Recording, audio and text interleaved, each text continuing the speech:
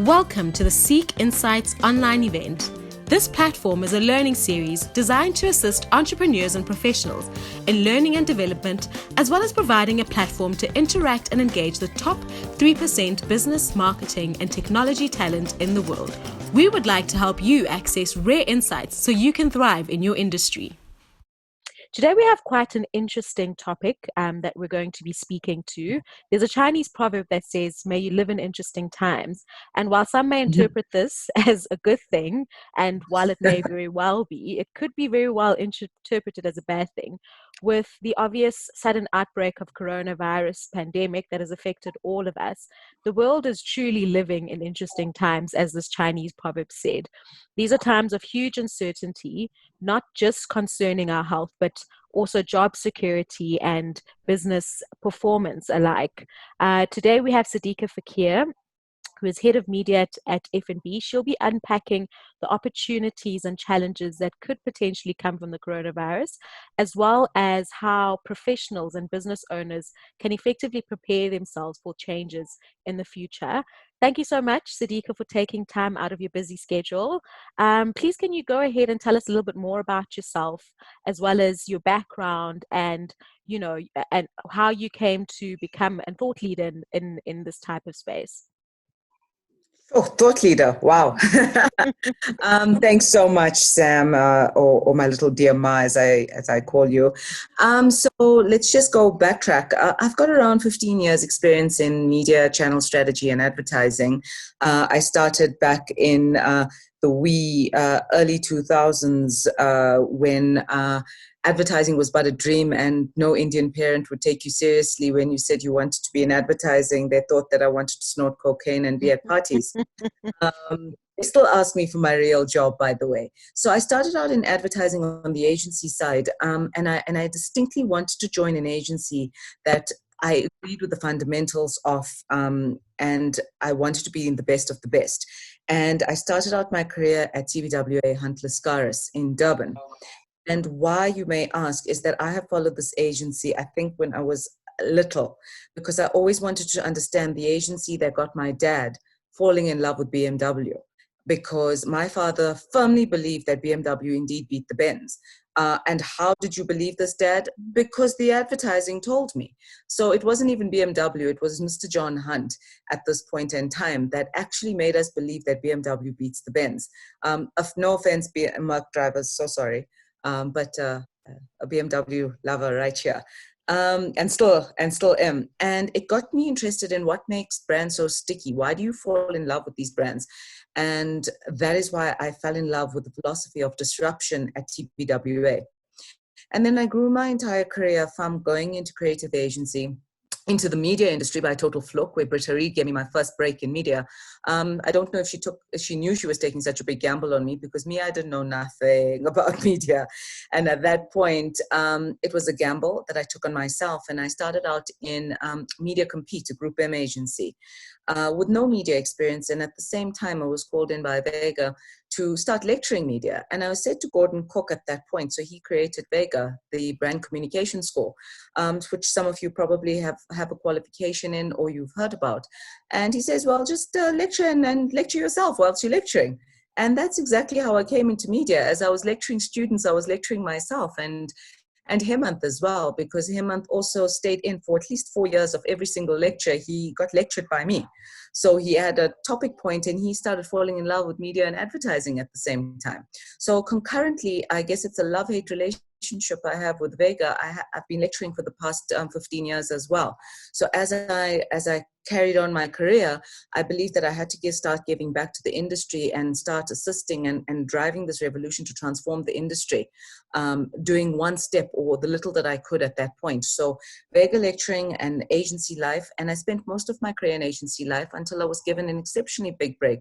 And I said to myself, by the way, Sam, you remember we've had this conversation numerous nights when we worked late and when we were traveling, that I did say, I wasn't going to a bank. I was staying at agency. I was going to wear my jeans, and I was staying at agency, and I would never go to a bank. Never.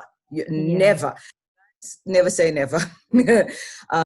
I landed up at Nedbank, and I was given a fantastic opportunity to be the group head of media there, where I facilitated the overall media strategy for the group. Also facilitating Old Mutual at that point, and the overall spends for Old Mutual. It was Mutual and Federal, but now it's called Old Mutual Insure. And from there, I was given another fantastic opportunity to come into F&B. And the reason you may ask for F&B is I really needed to understand this fundamental of an in-house model versus having a media agency servicing you. And here, this is where the rubber hits the road. I'm in the trenches. So we have a strategic in-house department. And I thought that taking this opportunity with F&B would give me this opening to grow my leadership, to grow others, and really start transforming the industry, to thinking differently about how our industry is modeled. Because I don't fundamentally believe our industry will be modeled in the same way in the next 10 years. And looking at how everything has shifted, I think the entire agency model may fundamentally shift. The in-house outsourcing, insourcing thing is something that's probably another topic that you may want to even discuss, Sam. But it's going to be a big driver on how shift change happens. And here I am today, still lecturing, doing a lot of mentorship, and finding more of a voice in leadership, because I believe that more leaders need to talk about the fundamental issues that we face in this industry and the change that's happening. So you've got this pandemic on one side, and then you've got an untransformed industry on one side, and people screaming for help on the other side. So really time for leaders to step up and really put their money where their mouth is. And by money, I'm talking time. People really need time and empowering in this case. So that's me in a nutshell. I have also just I'm serving my last 3 days at F&B. I was offered an exceptionally beautiful opportunity to stretch myself. And we're going to talk about how we're going to stretch ourselves and how to identify gaps in your current career just now as we go along in conversation. But I identified like 3 gaps in my career that this new position that I've been offered currently ticks for me as Sadika the human, and how I know I can help others with the position that I'm going to. So I'm off to Tiger Brands as of the 1st of May, so our 4th of May, and I'll be going through as integrated media and digital director on that side. So yes, Oros and Tinkies for everyone. Lovely, lovely. Thanks so much for that introduction, Sadika. And you speak quite a lot around the topic of personal development and personal development as far as obviously your career is concerned. And I know you do have a personal development platform. Do you perhaps want to get into the topic of how employees specifically can react to toxic work environments? And on the flip side of that, because I know we have a couple of entrepreneurs that are either going to be listening to this once it's become a podcast, but also on this call at the moment, how do you feel that employers specifically can also create environments that aren't necessarily toxic during this time? Because I know that it is difficult for both employer and employee. There's a lot of uncertainty. What are some of the things that you could advise? It's so funny. People joke with me and they go, when they see me, they know I'm going to attack toxic and the word toxic. Sure. Toxic. Yeah. It's your pet peeve. It's my pet peeve. And I strive to not be the person, but it's the first thing I'd like to say is there's no simple process for alleviating toxic behavior.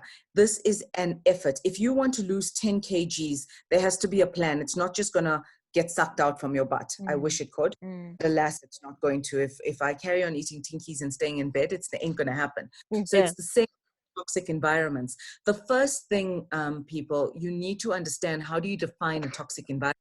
So how would you know what is a good environment versus a toxic environment? And the funny thing is that as you grow in your career, whether it's your own business or whether it's you working for someone in a team, you have to identify what sets with you and what doesn't set with you.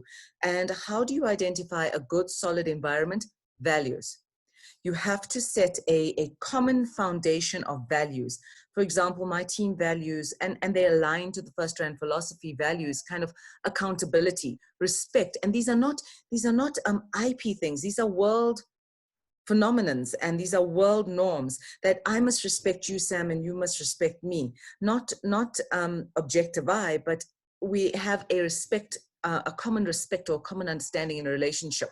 So I think the first thing that I always advise is please understand what are your values, because you'll be able to identify when someone's out of kilter with those values. If there's a something, and I'm always so pedantic with my team on tone.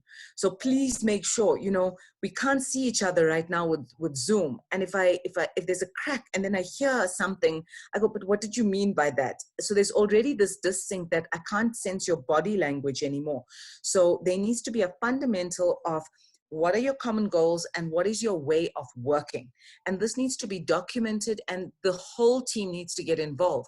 Whether you have 2 people in your business, whether you are your own business, or whether you have a team of 10 people, it makes no difference, but everyone can get onto a Zoom call from tomorrow and go, guys, what's our way of working? What's our common way of working? There was a different way of working in the office, and now there needs to be a different way of working virtually. So that's the first thing on identifying toxic environments. The second thing, and I have done a leadership clip on this, Sam, is are you as the leader amplifying the toxic behavior? So it's going to require you as a leader, whether you're the business owner, whether you're the team leader, whether you're the executive, whether you're the CEO, CMO, vice president of media, whatever the case is, are you amplifying this behavior? And that's something that we as leaders need to really start reflecting on. Do we have cliques? Do you have the pet child? These are common things that leaders tend to have, or should I say toxic leaders tend to have. Harvard Business Review even speaks about it, that kind of clique club, the pet child. They also say that there's this issue of leaders not giving a platform for staff to talk. So they only start talking in 6-month performance reviews, for example, or in your annual reviews. That is not the time to be talking. You should be speaking to your team daily, if not weekly, if not monthly. So that kind of thing needs to really, really be a reflection point. Are you amplifying toxic behavior? And then another thing which I'm quite passionate about is this whole thing of empathy. Not where leaders are taken advantage of, but are you giving staff enough empathy? Do you know your staff? Do I know my staff? Do I know not their birthday, by the way? That's do I know what makes my staff tick? Do I know their future plans? Do I know their passion points? Do I know? Am I going to be more of a mentor? And this is what millennials want. And I've touched on the topic of millennials before, because I'm a millennial leading millennials, and I've done that for a couple of years. And it's a festivity, because it's such a different way of leadership that I grew up with as I watched my parents lead, but it's such a different way to go. Millennials want mentors, not really managers. So it's this whole mentorship thing. So leaders, you've got to learn how to almost coach without the experience of being a life coach. And people go, no, do I do a life coach course? No, but I didn't do a life coach course. But you can start learning about people, offering empathy, offering care, really get to know your staff on a personal level, because it fundamentally will either make you one of those leaders that are remembered, or one of those leaders that go, I feel like I'm easily replaceable because I wasn't cared for. And another thing for toxic behavior is, are you giving enough accolade to your staff? Are you shouting their praise? Are you shouting out to the standout? And that's something it does not. So some corporates have wonderful incentive schemes where you land up going overseas. Some you get vouchers, some you get a dinner. But here it's a simple, we do it within our team, a WhatsApp, a shout out to the standout, and we make it a standing status item in our status meetings to go shout out to the standout. Thank you so much, Dudu, for example, for proactively sending the status report. Thank you so much, Karen, for coming online last night and helping me with an audit report. The smallest things, I promise you, will start doing that. And that's something I challenge all the listeners. When last have you just really acknowledged a team member? And own business owners, have you acknowledged your partner for supporting you through your long nights? Have you acknowledged the people most dear to you, because those are your business partners indirectly?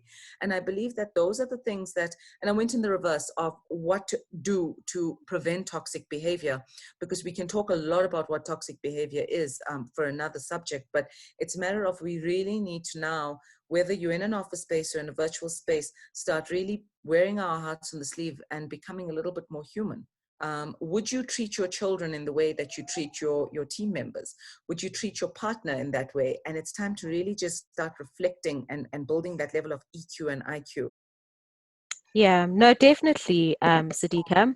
I think that being said, what do you see as some of the career opportunities, either post this pandemic or just going forward in general? Perfect. So I just want to give you some stats, Sam. I received a research survey today, quite interesting, from All Told Research, and they've been doing COVID research week on week. And they interview a panel of 1,500 people. And I just want to show you, or just give you an example. There's a rising fear week on week of people's loss of earnings, so it's 90% of the whole panel say that I fear losing money now. And money is Yeah. so dear. We kind of know that between our banking days. Yes. Money is the most emotional thing. And I always go to my team, if someone pays you 10 Rand less, you are going to freak out because it's in money's. If you are left with 10 Rand extra on a bill that you go out with friends with, you feel it. You get annoyed. Money's emotional. And the majority of the panel, they fear more loss of earnings than mass deaths. So let that land. Sure. Is actually the biggest play here with COVID than anything. And then there are consistent fears that, unfortunately, what's going to impact COVID, and I've been following this, and I think this is why we started talking about it, is mental wellness and depression is going to be a huge inhibitor to work function and performance on one side. What's going to happen is people are going to start questioning their self-worth. And sorry, I'm going in a roundabout way to get to the point that we're going to discuss. People are going to start questioning their self-worth and their purpose. Because when you're in depression, and one of the biggest or common things on depression is I don't have a sense of worth anymore. And this is something I'm stressing to all the listeners. Start identifying your self-worth and what makes you tick, because this is going to be one of the biggest drivers, because it actually may not be your current job. It may not be your current business idea. Because if we have to look at it, I'm finding this silver lining here. And we started chatting about this the other day, where we go, this can be seen as a pandemic where I go, I'm going to stay in my bubble. I'm going to stay in my job. I'm not going to start my business. I'm staying in it. Or you can find a huge opportunity here to go, how, the first thing I've questioned is, how have consumers or customers changed? How will the customer base and consumer interactions come through? And what do consumers and customers want and need? And it brings me to the rest of this research is, let's look at the opportunities that arise. We are finding more online shopping happening. There's an opportunity for startups. We are finding that more people, and these are the top lockdown activities, guys, housework, so cleaning, spring, listening to music, exercising, gardening, binge watching TV. So TV's not dead, guys, whoever thinks about that. Listening to radio, DIY projects, and baking or cooking. So I've just given you the top 10 activities that are happening now, week, what are we, week six of this lockdown.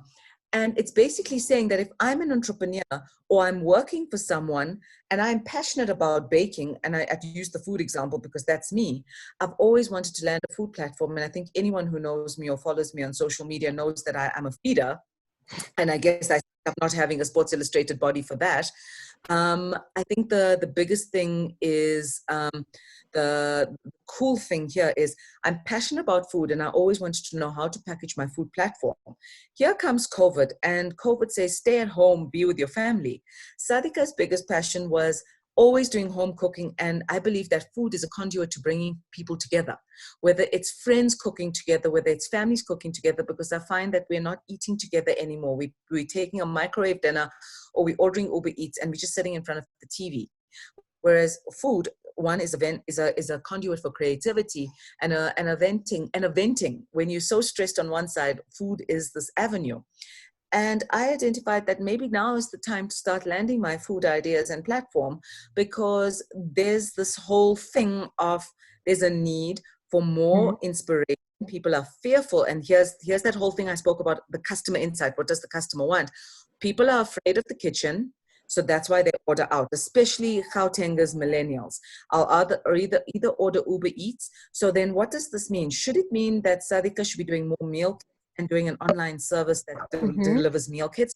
These are the questions I'm questioning myself on right now. So I've seen it as an opportunity, but I've based it on consumer insight. And is that not strategy 101? You base it on a consumer insight and find the opportunity. So I think that, I've just given you the opportunities, gardening services, for example. People don't, I don't know how to plant herbs. And my granddad was a farmer, and I would kill the first plant. And now more people are going to be doing gardening. So gardening app right now, how to grow your own herbs, your own hanging walls. And you start looking at this and the opportunities when tech comes in with the real life, and not tech for the sake of tech, helpful, purposeful things. Here's an opportunity. I don't believe our current titles will stay the same. And I look at my title, 20 years ago, there was no head of media corporate. I don't even think head of media in the next 10 years or next 5 years. I think my role will fundamentally change. And here's your first piece. You shouldn't be driven by the title. You should be driven by, the first point is what are you passionate about? And I call it commercializing passion. And this is your time now, guys. This is your time to go, I've got my current 9-to-5. What am I passionate about? Is it food? Is it gardening? Is it music production? Is it henna? Is it makeup? What am I really passionate about now? And how do I find a commercial link or an angle to it? And who do I start partnering with to start getting this? This is not about startup income and funding. I had no startup income. All my pictures are taken, if you follow my social platforms, they're all taken on a phone. I have not had any formal.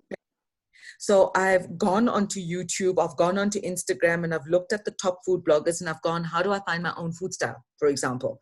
How do you find your own style, your own makeup style, your own leadership platform like this one? And how do you start identifying ways to commercialize it? Because we're also not in this the CSI initiatives. We need to learn how to our passions. Because we don't want our families to call us hipsters at the end, right? Because we are can be commercial hipsters. Yes, at heart. And I married a billionaire hipster. One day it'll pay off, right? As well. So this whole thing here is, how do you identify? And guys, be as close to your passion as possible. Make it work. Dream of becoming a chef many years ago, but I haven't given up on my whole thing of commercializing food. I was told that there's no money in food, and I did the stupid girls BCom. That's what I was told about from my family. I said to myself, I'm not letting this passion go, because I believe there's an opportunity with it. And now, go and tell Gordon Ramsay there's no money in food. Go and tell Master Chef the production. There's no, so there's money in anything I believe that you're passionate about. 1, 2, I believe there's money in anything that is purposeful and bigger than you. Definitely. And this is of purposeful brands and purposeful marketing is going to come out. So we've seen now this whole thing of everyone doing face masks, okay? Because now there's a need for it. And it's now I challenge the entrepreneurs out there, or the side hustlers out there. What is more purposeful right now? I challenge the leaders in our industry, especially media, PR, advertising. There's right now nothing that has a platform for wellness for our industry. And that's something I want to work on. Who talks about depression in our industry? We just carry on. We and when I came to corporate from agency, I said, whoa, okay. I didn't realize maybe I wasn't taking care of myself. So it's those, what do people want and need, and how do you commercialize it? Your title, it's going to change. There's going to be a growth as well, I foresee, in consultants. So, and this is where I said that this could be another topic for another day or month, about in-house, or the agency model will fundamentally shift. You may find a lot more insourcing happening with consultants growing, or the need for consultants growing. So I'm a media specialist, for example, or integrated channel strategy person. You may find brands or small businesses who can't afford agencies will bring a consultant in to land their media strategy, and then they'll get out. And kind of syndicates of specialists. That's what I'm also seeing. And something very similar to what you seek inside perspective. You have 5 or 6 specialists in different fields. And I'm starting to see kind of syndicate specialists coming in and going in for a project, and not a whole business. They go in, land a project, and come out. They commercialize and they move on to the next one. So I'm seeing group holding companies, and that's similar to kind of Heman's company, where he lands multiple projects under his group holding company. It's not just one just focused on food. One of his projects are food, one of his projects are philanthropy. So it's the whole thing of syndicate solutions and syndicate specialists I'm seeing as huge opportunities during the COVID pandemic and going forward. No, definitely. You touch on a couple of things there, Sadika. Obviously, around the specialization of knowledge in going forward and into the future. And what's interesting is that's somewhat some of the insights that for the fourth industrialization was meant to come out with, where people would obviously, because machinery would take over work or some elements of work, there is a huge need for specialization and people that are consultants specifically in specific areas, as well as the importance of obviously technology.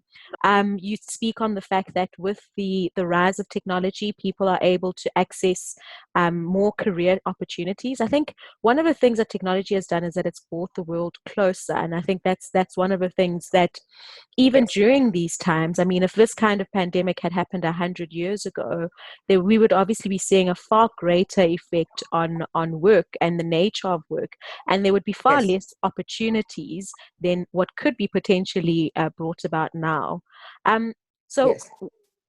Coronavirus, the pandemic has obviously been a huge disruptor in the way in which we work with the rise of remote working and the importance of trust, as you can see with the platforms such as Seek Insight. This was initially meant to be a platform that was run with contact, so as an event, but it's been moved into a learning platform, but online at the moment. And I think there's obviously opportunity to reach a larger audience on the internet. So it leads me to my next question, or two questions, if you don't mind me asking.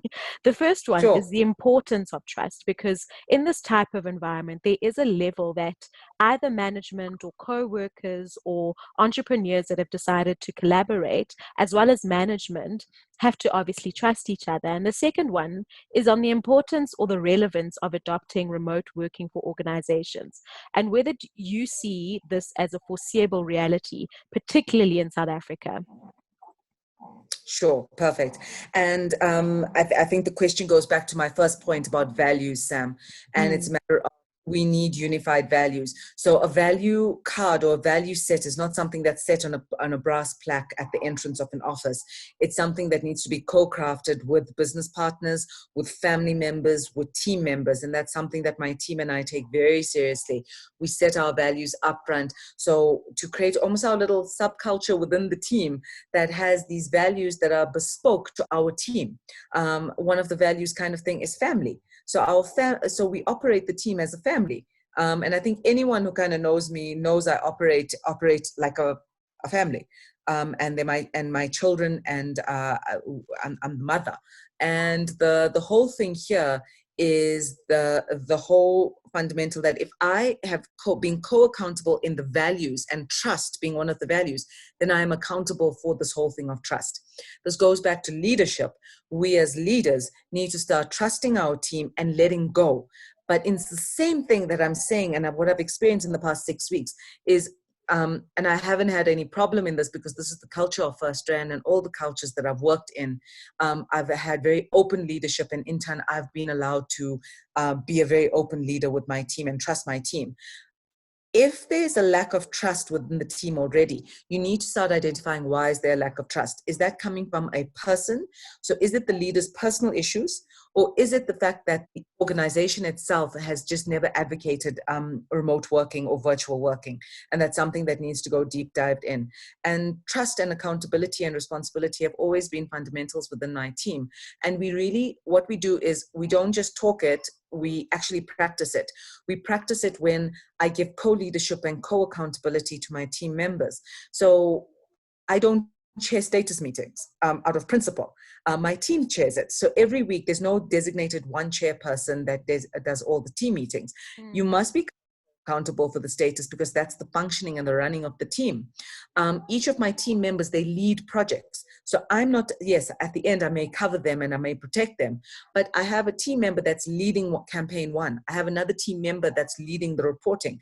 So I have multiple leaders in the team. And by giving that trust to a team member, you start building trust within the team. And yes, at first you go, I just handed 100 million rand campaign. Yeah, okay. Mm-hmm.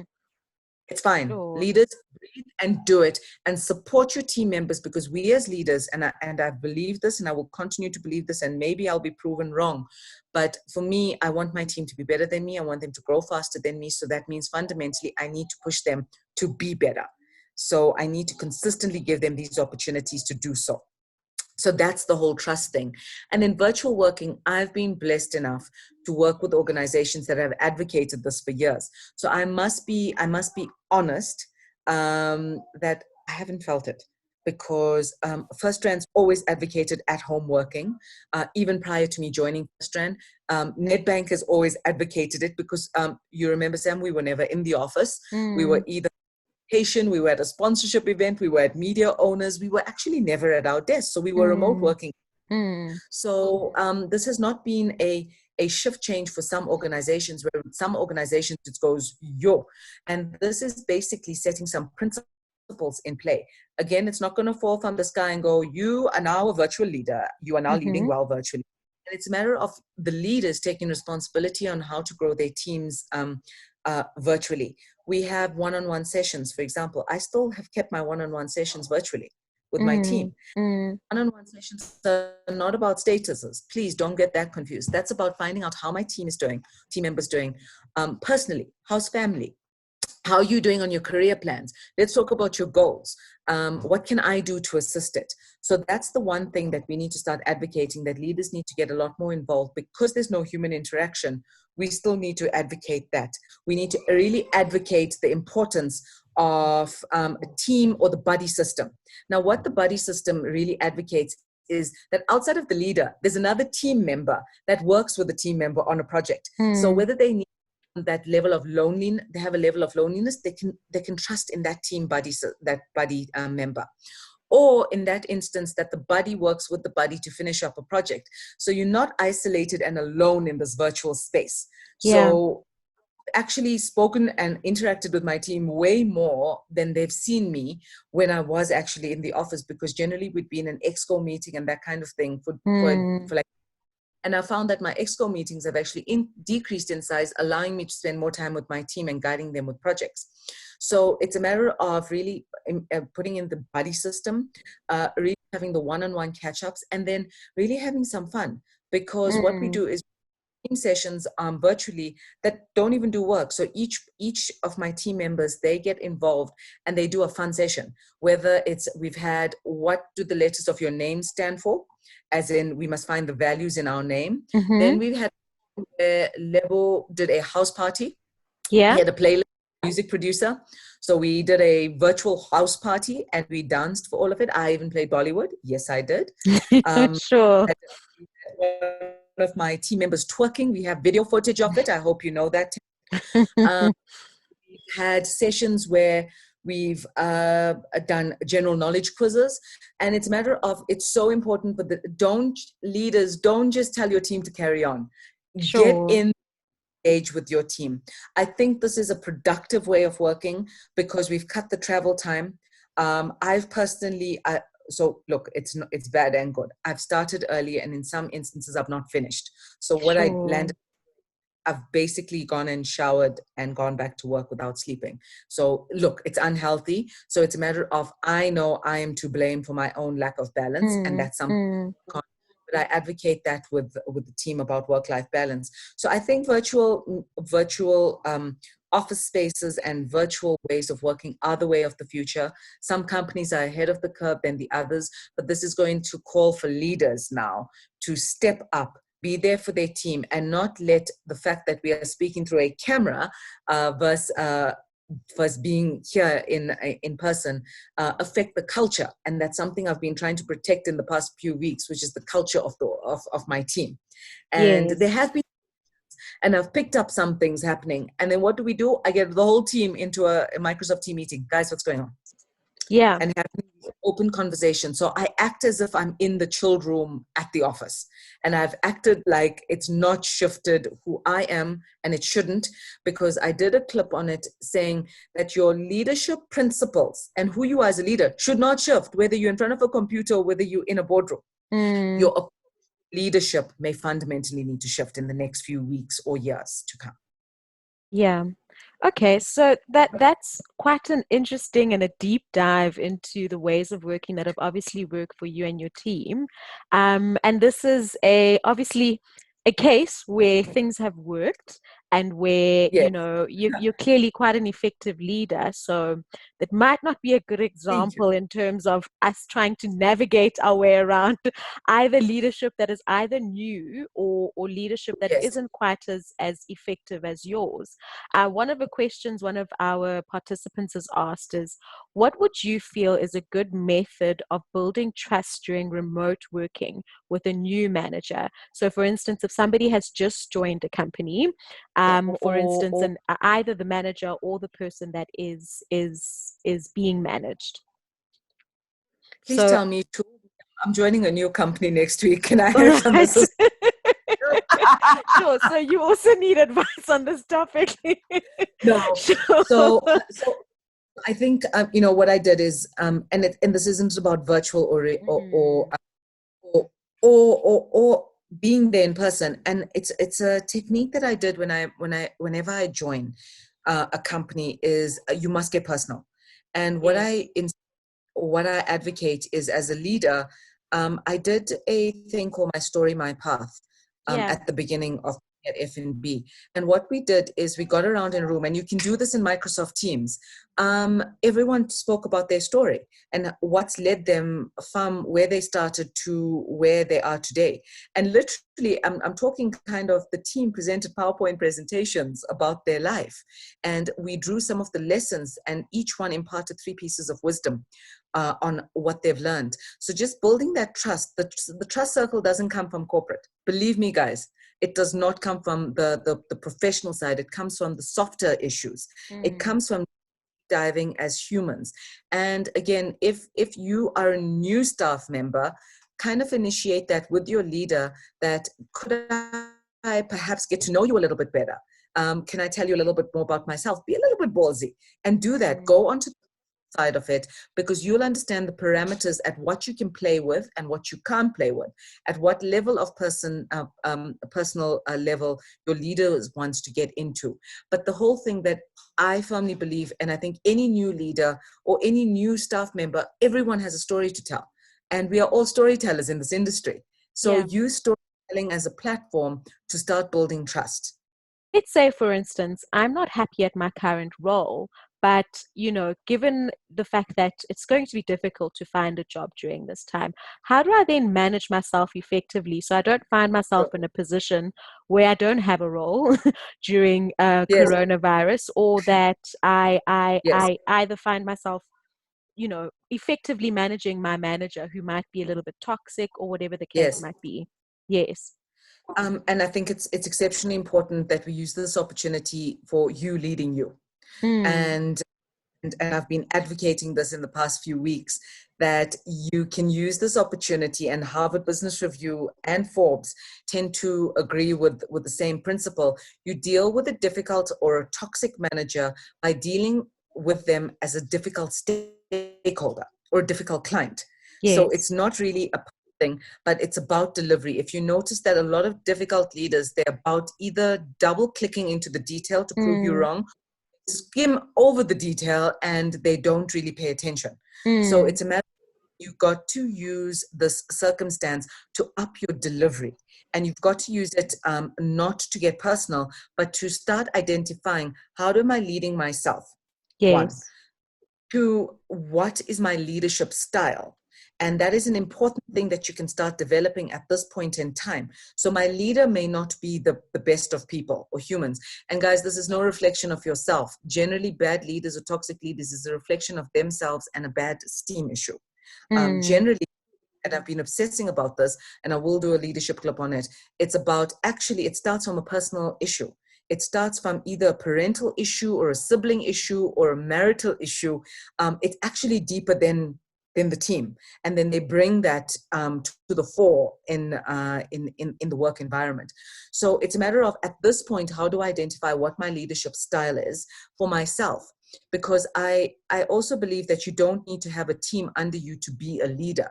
I firmly believe you should be leading projects and project streams, and strongly suggest that to your leaders, if you are working within a team, that I may be a media planner or a digital strategist, but could I lead the stream of content, for example? Could I lead in this campaign and get supported by the syndicate specialists that we spoke about earlier? Of this is your key opportunity to you leading you, identifying your leadership style, using your difficult leader to up your delivery. And I carry on saying, over prepare with a difficult leader or toxic environment. So you'll notice that I may prepare a 10-slide strategy presentation, but know that there were 100 slides behind it. So I can answer questions before they asked. And I've become probably a little bit OCD about this, that I answer questions even before I'm asking them now. I play my own devil's advocate, and this is your time to test your quality of work. I sometimes, and I think I posted on social media earlier today, is about, you've got to pitch as if you're pitching to God. So God is kind of your chairman. So are you comfortable that your current delivery and output is that of the chairman of the Most High? And that's something I challenge myself. Really, that your delivery, this is not about personalities. This is about respecting what your delivery line is. Remember, guys, that a leader can grab you down for insubordination if you lack respect for them. In the corporate world, dog. If you lack respect for your leader, it ultimately is going to cause an HR issue for yourself. So it's a matter of understanding where they come from and deliver against your scorecard, if not over deliver in this instance. Circumstance, and shine. So the biggest thing is, you should be going back to your scorecard, and I would add in another column to your scorecard of identifying stretch targets of how. So if you're really good at strategy or content creation, for example, or you're really good at integrated strategy or good at stakeholder management, how do you stretch that to another level if you're in an agency environment, to get maybe the client to share more information or to buy more into your innovative ideas? So it's a matter of create a sub column for yourself on scorecard and stretch yourself, because that is ultimately how you're going to start shining. And by shining and doing more than what's asked for, you will ultimately start leveling out the playing fields for your peers, bring performance. And two, you may actually turn around the relationship with your leader. I'm not saying your leader is going to change. The relationship or the dynamic may shift. Yes, no, you've answered that quite extensively, Sadika, and I think it is quite important to make sure that you're ticking those boxes, and albeit a little bit challenging, but it is definitely possible. And I think you've obviously taken us through the step-by-step approach that you can look at doing in order for you to get to a point where you have some sort of relationship or professional relationship with a leader that may be toxic. So Sadika, just to bring us back to the title of this session, which was how the coronavirus will change careers and lives for the foreseeable future, would you be able to just wrap it up for us in just maybe an answer? So how do you see the coronavirus changing? Obviously we've talked about it around what the elements might be, but where do you see us in maybe a year from now? I see us more purposeful, and Right. it is our challenge now to be doing things bigger than ourselves, to be changing the world for the more positive. So this isn't about us. This isn't about the brands. It's what the brands that we represent are going to do to shift the world and make the world a better place. Simple.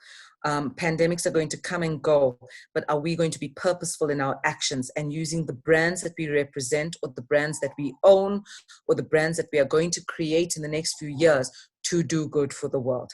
Whether it's the people, whether it's the planet, whether it's the environment, whether it's the animals, whether it's the economy, whether you need to be doing something that is purposeful and good.